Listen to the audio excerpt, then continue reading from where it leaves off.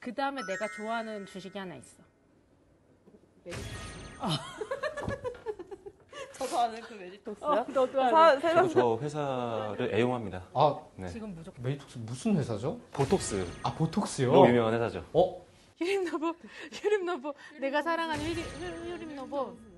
휴림노봇은 얘는 좀 많이 사도 돼, 질러. 질러 나왔어요, 질러.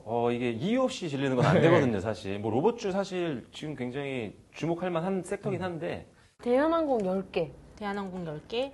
근데 그때도 그것도 세모해놓으세요. 왜냐면 그게 5개로 줄이자요. 5개로 줄여? 카카오 게임즈 10개? 10개. 아, 대한항공 그럼 지워버리세요. 약간 10개? 개수를 느낌대로 하는 것 같은데요? 네, 이게 왜냐면 아니, 비중을 이렇게 잘 하지 말고. 아, 대한항공은 킵 이유 있는 비중 분배가 돼야 되는데 네. 지금 사실 뒤로 빼고. 감으로 그냥 아니야. 애정으로. 저도 뭐라 못하겠는 게 네. 저도 그랬거든요. 그러면 안 됩니다. 큰일 납니다, 큰일 나. 큰 실수할 뻔했어. 우리 어차피 이거 다 못 사. 돈 모자라서 못 사. 다 빼야 돼.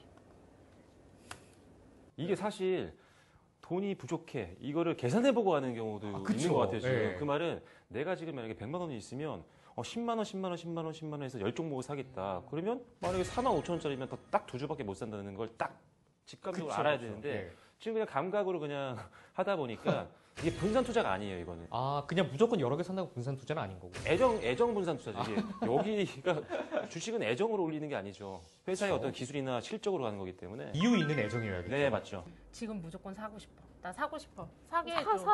사게 해줘. 사세요. 메디톡스 5개 무조건 사도 돼? 사도 돼. 아니, 근데 은서님, 메디톡스 왜 이렇게 사랑하시는 거예요? 메디톡스가 보톡스주거든요. 보톡스가 미용 시술에 꼭 필요한 거라서 완전히 이게 중국 시장이 열리면 다시 분명히 오를 거라고 완전히 확신을 합니다. 제가 전공이 미생물을 했었기 때문에 그런 제약 바이오에 관심이 많아요. 그래서 메디톡스뿐만 아니라 신풍, 시젠, 피플 바이오 이런 바이오주들을 많이 했어요. 일신 바이오라는 게 바이오주인 줄 알고 들어갔더니 냉동기계였는데 지금 거래 정지 상태입니다. 그래서 팔지도 못하고 사지도 못하는 그런 단계에 있는데 저는 어쨌든 여전히 메디톡스를 사랑하고요. 물을 계속 타고 싶은 그런 주식이에요. 뭐 바이오주에 관심도 많으신 것 같아요. 네. 그런데 바이오 업종을 하지 않는 일신 바이오를 사시고 이게 뭐냐면 기업명에 바이오가 들어갔다고 바이오주라고 그러니까 미루어 짐작하면 안 되죠. 사실 저였어도 그랬을 것 같아요. 절대 안 됩니다. 아니 내 돈을 넣었는데 이 소중한 자금을 넣었는데 어떻게 그 회사가 어떤 회사인지 보지도 않고 들어가 이름만 보고. 메디톡스 같은 경우도 사실 뭐 보톡스 만드는 대표 기업 중에 하나예요. 네. 거기까지는 굉장히 좋았어요. 뭐 일단은 이 회사가 주력으로 어떤 사업을 하는지는 알고 있는 거니까요. 그렇죠. 하지만 최근에 다른 것들은 안 보셨던 것 같아요. 실적 변동성이 굉장히 크고요. 그리고 주가의 상승 추세가 나왔다라고 보기 어렵기 때문에 지금은 보수적으로 보는 전략이 중요할 것 같아요. 바이오주 하니까 궁금한 건데 요새 또 코로나19 환자들이 늘어나고 있다고 하잖아요. 네. 이런 시점에서 바이오주가 기사에 계속 오르내리고 있거든요. 이 시점 바이오주 좀 어떻습니까?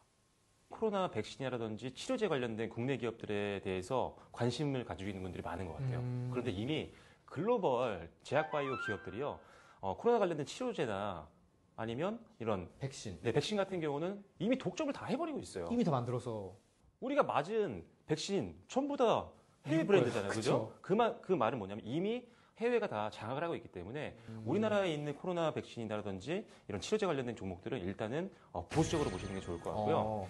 그리고 제약 바이오에 대해서 질문들을 많이 해주시는데 금리 인상 시기에는 바이오 같은 성장주들이 좀 타격을 받을 수가 있어요. 왜죠? 왜냐면 바이오 같은 경우는 사실 큰 자금을 조달해서 그걸로 R&D에 투자를 합니다.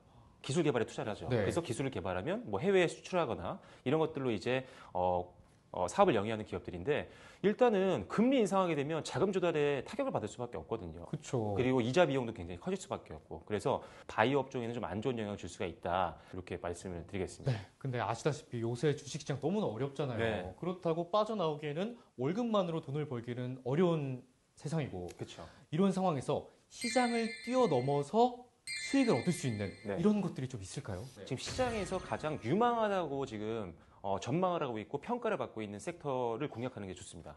2차 전지 쪽을 보시는 게 일단 기본적으로 필요하다고 봐요. 왜냐하면 전기차 시장의 성장에 대해서는 사실 누구도 부정하지 않고 있거든요. 네. 성장하게 되면 시장의 성장은 당연히 기업의 실적 성장으로 이용이 되기 때문에 사실 이럴 때 2차 전지 비중을 좀 안 넣는다? 이건 좀 아쉬울 것 같아요. 그래서 오늘은 한 종목을 좀 소개해 드리려고 하는데 네. 2차 전지 관련된 장비 기업입니다. 네, 그 중에서도 TSI라는 기업을 주목하면 좋을 것 같은데 이 회사는 2차 전지 배터리 장비 업체라고 보시면 될 것 같아요. 그 중에도 믹싱 장비 선도 기업이라고 보시면 되는데 이 믹싱 장비라는 게 2차 전지 배터리를 제조할 때 가장 앞에 있는 공정에 사용되는 장비라고 보시면 될 것 같아요.